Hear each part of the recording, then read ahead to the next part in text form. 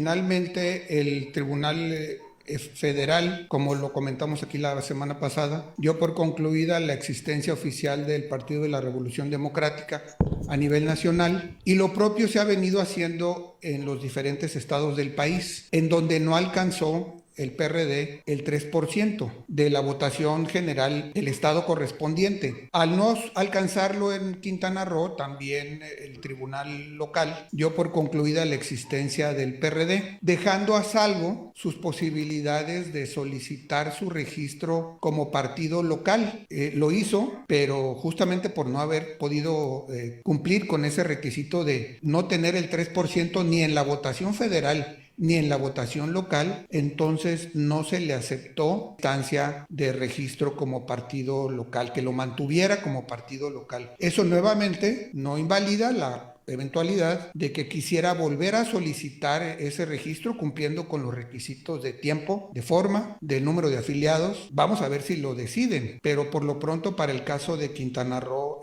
da por concluida su existencia. Hay que decir, Sandra, adicionalmente, auditorio, que aunque el PRD perdió su registro nacional y en todos los estados donde no lo alcanzó el 3%, logra sobrevivir como partido local en 12 entidades de las 32 del país. En 12. Que todavía 12, okay. Efectivamente. Sonora, Baja California Sur, Zacatecas, Michoacán, Guerrero, Oaxaca, Tabasco, en la Ciudad de México incluso, Tlaxcala, Estado de México, Aguascalientes y San Luis Potosí. Son los estados donde, a pesar del resultado nacional, lograron obtener su 3% y sobreviven como partido local. En algunos de esos casos inclusive tienen miembros en el Congreso local. Lograron por ese porcentaje obtener derecho a un plurinominal, y así seguirá sobreviviendo pues todavía el Partido de la Revolución Democrática a nivel local, que algo nos dará por decir en los próximos tiempos, ¿no?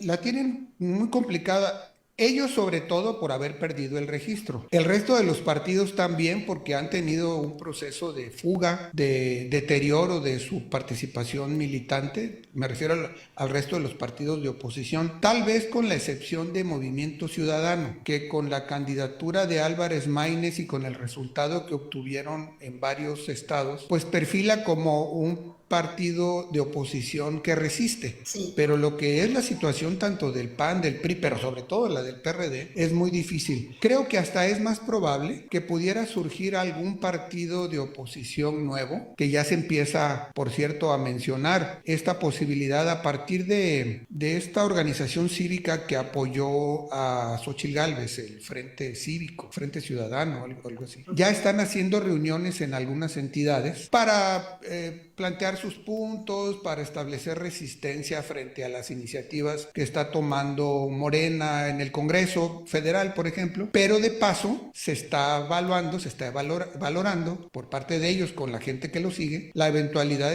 de ir pensando en un nuevo partido político de oposición. Entonces, lo que estamos viendo en el país es pues el surgimiento de un nuevo sistema de partidos o la recomposición del sistema de partidos como lo hemos conocido hasta ahora. Finalmente, la clase política termina siendo más o menos la misma, aunque también es cierto que con el paso del tiempo pues se van incorporando a la vida política nuevos actores, jóvenes sobre todo, que van encontrando en esta actividad un interés, una posibilidad, digamos, de hacer carrera. Lo vemos sobre todo en Morena en este momento por razones obvias, pero no es descartable que este reciclamiento de los viejos políticos que estaban en algunos partidos y hoy quieren conformar otros, pues también sean como el referente o el faro o el punto de partida para nuevos jóvenes que no quisieran participar necesariamente del oficialismo, digamos, y se incorporen a algo que les pueda resultar atractivo, lo cual ya no lo hace ninguno de los que han sido tradicionales. Realmente no invitan ni a los viejos ni a los jóvenes. Va a ser muy interesante seguirle dando por nuestra parte seguimiento a lo que vaya sucediendo en los diferentes partidos, mientras siga existiendo una pluralidad de partidos que se presenten o que quieran presentarse como una alternativa, como una opción a la población. Yo decía ahorita, el PRD logra sobrevivir en 12 estados con registro, no le da para nacional, pero ahí vamos a ver qué esfuerzo, qué ejercicio político hacen. Pero también hay que decir que a pesar del resultado resultado este mayoritario que luego nos abruma a la vista a favor de Morena y que decimos todo el país está pintado de guinda, que gobiernan la mayoría de los estados, a la hora de desmenuzar los resultados, auditorio, Sandra, resulta que las capitales del país no están tan pintadas de guinda, por ejemplo, ¿no? Morena gobierna en 12, así como el PRD está en 12 estados, Morena gobierna en 12 capitales de las 32. O sea, las otras 20 las tiene la oposición. Por ejemplo, el PAN está en 16 de esas otras 20. Y las otras por ahí es Movimiento Ciudadano. En fin, lo que quiero decir es que es todavía... El sistema de pluralidad política y de partidos es más complejito, no tan complejo como antes, es más complejito, pero que se nota más a nivel de las localidades, ¿no? Ahora, en Quintana Roo sí está claro, está pintado de guinda de arriba abajo y por los costados, porque aquí el trabajo que se ha hecho por Morena, por el propio gobierno, por la coalición misma que gobierna, porque no está Morena solo, ese es el otro tema que hay que resaltar, pues aquí la oposición sí va a tener muchas dificultades para poder reponerse o para poder recuperar espacio ante la población. No, el PAN todavía se mantiene en algunos el PAN municipios. Se están peleando, ¿no? Se pelean que por lo menos se están peleando. Se dan a saber que están ahí porque se están peleando, pero yo creo que en el PRI pues hay una dificultad extrema, máxime cuando buena parte de sus activos, que fueron incluso importantes en su momento, que fueron gobernantes incluso, están ahora moviéndose más hacia el lado de Morena. Sí. Y los vemos ahí. Como aquí se dijo y ya se ha aclarado a nivel nacional, no se había convertido en nota nacional, por cierto, antes de la visita a Quintana Roo, aunque ya habían visitado otros estados.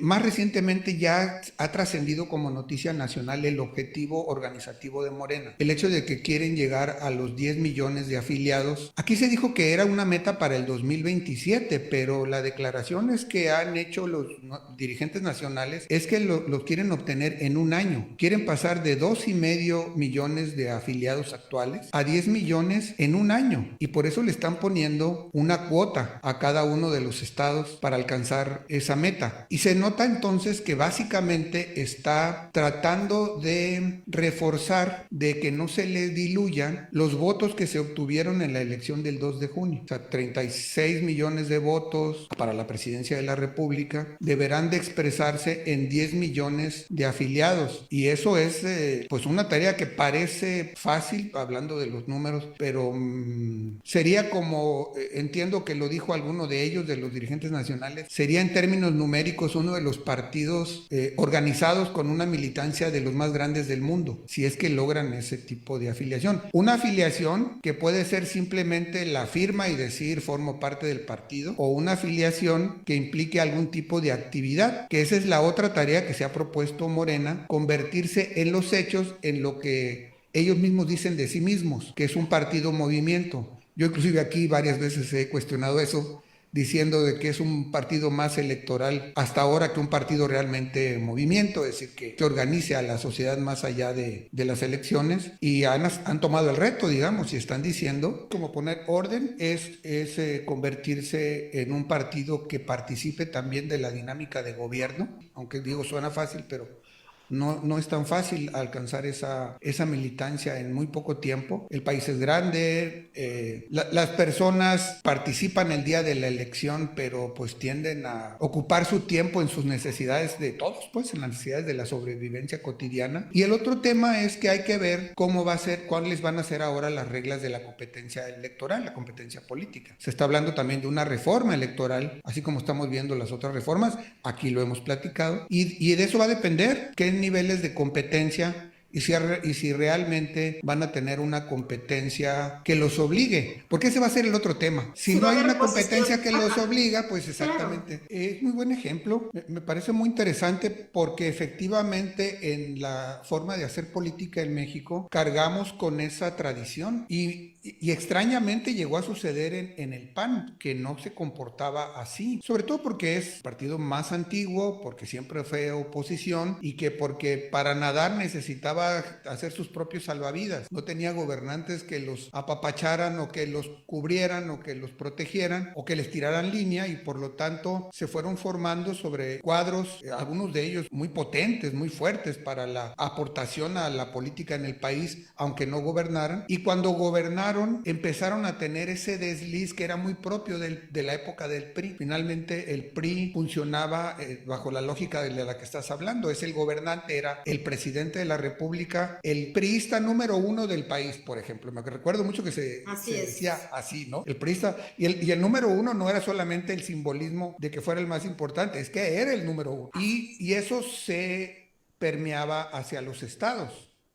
Tan era así que cuando el PRI pierde la presidencia de la República y se atrinchera en los estados, desde ahí cogobierna. En esa época se llegó a hablar que eran los virreyes, porque los gobernadores que mantenía el PRI eran realmente los jefes políticos del partido. Esa es una tradición en México. Y creo que Morena no ha estado exento hasta ahora de eso. En la práctica lo estamos viendo, las decisiones que se toman en el partido, las candidaturas, tienen que ser tomando en cuenta la opinión, por lo menos, de los gobernantes que tiene, ya sea a nivel municipal, ya sea a nivel estatal. Ahí hay una línea muy delgada que va a ser muy complicado poder diferenciar, porque además el partido no puede hacerse de la vista gorda de lo que hacen sus gobiernos, porque después la otra crítica es esa. Llegan al gobierno y se tiran por la libre y no le hacen caso al partido y tal y cual, ¿no? Y entonces lo que hacía el PRI cuando eso le sucedía era decir, no, es que lo hizo en contra de los principios del partido y esa fue una responsabilidad del gobernante, que llegaron a tener gobernantes incluso que tuvieron que dejar el cargo, problemas por corrupción, etcétera, cuando ya era eso totalmente insostenible. Pero entonces el error era de la persona, no de la institución. Así se vendía, pero finalmente el peso político queda sobre el gobernante. No va a estar muy fácil, es muy interesante lo que estaba diciendo ahorita el diputado Velasco y le puso mucho énfasis a eso, entre la institucionalidad del partido y el gobernante, pero es un tema de ida y vuelta. Por una parte, que el partido no quede totalmente bajo las directrices absolutas de los gobernantes como jefes políticos, pero a la vez que los gobernantes no vayan a actuar al margen de la línea institucional que se propone el partido. Y equilibrar eso no es sencillo. Y bueno, eso sobre todo se expresa a la hora que se tienen que tomar las decisiones claves. Tanto las decisiones de gobierno como las decisiones políticas partidarias. ¿Quién van a ser los dirigentes del partido en una localidad, en un estado? ¿Quiénes van a ser los candidatos? ¿Se toma o no se toma en cuenta la decisión del gobernante? Y en el propio Morena sucede, pues desde luego que se toma la opinión. Y a veces no solamente es que se tome la opinión, es que esa es la opinión que hay que tomar en cuenta para la decisión. Vamos a ver. Porque la institucionalidad, quien le da cuerpo a la institucionalidad es la jefatura política. Y en México, la jefatura política ha estado centralizada. Y este periodo que estamos viviendo, el propio surgimiento de Morena y su permanencia en el poder, ha estado muy anclada en un gran liderazgo político personalizado. Eso ni modo que lo vayamos a obviar, ¿no? La presencia de Andrés Manuel López Obrador hasta su momento en que dejó la presidencia, ahorita no es tan visible o no es visible que así esté sucediendo, y entonces ¿en quién recae la responsabilidad de las decisiones políticas? La intención es buena, pero es muy interesante ver ese fenómeno porque de ahí justamente puede surgir la oposición interna. Hay que recordar que en esa ocasión pues estamos hablando de un gobernante que había hecho su vida y su carrera política en el PRI. Llega por la vía del PAN producto de un acuerdo de momento coyuntural y que eventualmente pudiese significar su incorporación al partido de manera ya más formal y por lo tanto la consolidación del partido, pero esa no fue la intención del entonces gobernador. Y eso generó una parálisis en el partido que no entendió. Creo que finalmente el partido era el que tenía que haber reaccionado a entender que habían sido el vehículo para la llegada al poder de Carlos Joaquín en ese momento y de ese equipo, pero que no necesariamente significaba que fuera su jefe político. Es que pensaron que iba a ser el nuevo PRI, yo creo, ¿no? Así es. Y curioso es que lo pensaran en el PAN y eso está medio extraño. Pues eso pareció, ¿no? finalmente. Y un priista no quiso ejercer eso que él conocía perfectamente bien, porque de ahí venía. Sí. Son experiencias que han mostrado cómo la situación política en México y de los partidos se ha ido modificando y que hoy estaríamos viendo un eventual regreso a la centralización política, pero que el partido hoy lo dice, no queremos repetir eso, queremos hacerlo de otra manera. Pues estaremos observando de cerca el ejercicio, porque no va a ser una tarea fácil.